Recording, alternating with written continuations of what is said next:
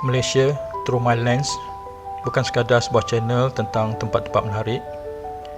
Ia adalah cerita tentang sebuah negara yang aku cintai, Malaysia, tanah tumpah darahku.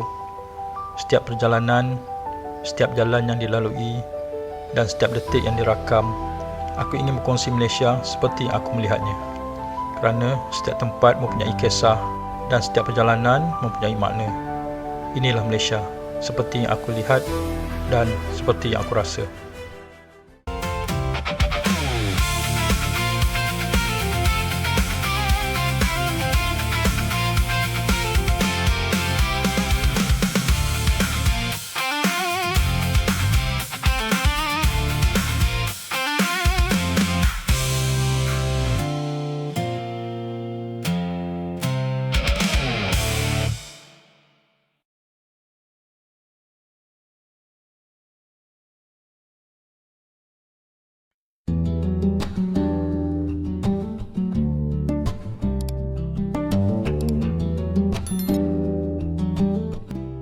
Assalamualaikum dan salam sejahtera.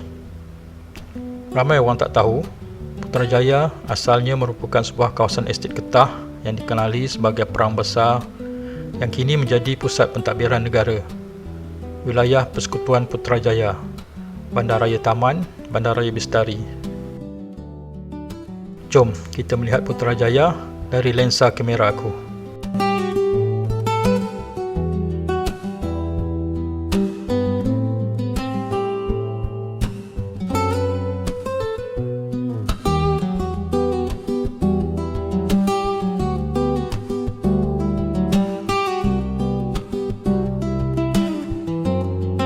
Bandar ni dibina dengan perancangan yang begitu teliti. Reka bentuk bangunannya yang cantik, jalan yang luas, lanskap yang kemas serta tasik yang menghubungkan hampir seluruh bandar.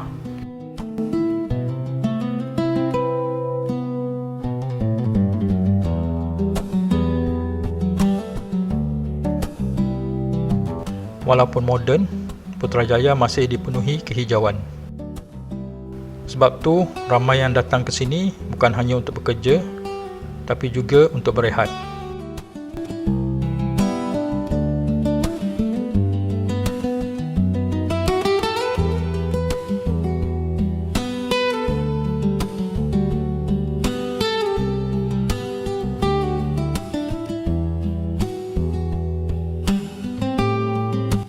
Mungkin Putrajaya bukan bandar yang paling sibuk di Malaysia, tapi di sinilah kita belajar bahawa sebuah bandar juga boleh menjadi tempat untuk memperlahankan langkah.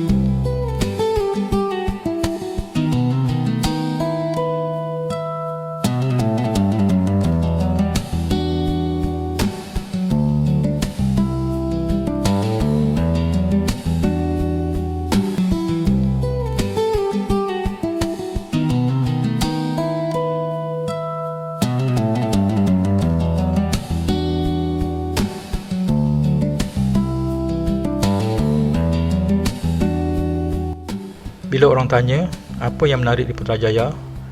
Jawapan aku bukan bangunan, tapi rasa tenang yang susah nak dijelaskan.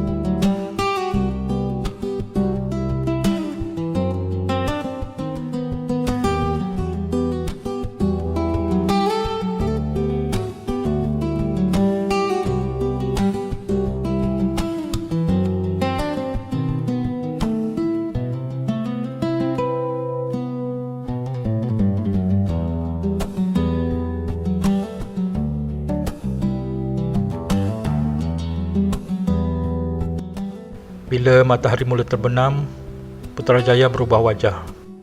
Cahaya senja memantul di permukaan tasik, menjadikan seluruh bandar terasa lebih hidup. Tapi hari ini, tiada matahari terbenam, hanya langit mendung dan hujan lebat yang menutup tirai. Semoga berjumpa lagi. Assalamualaikum.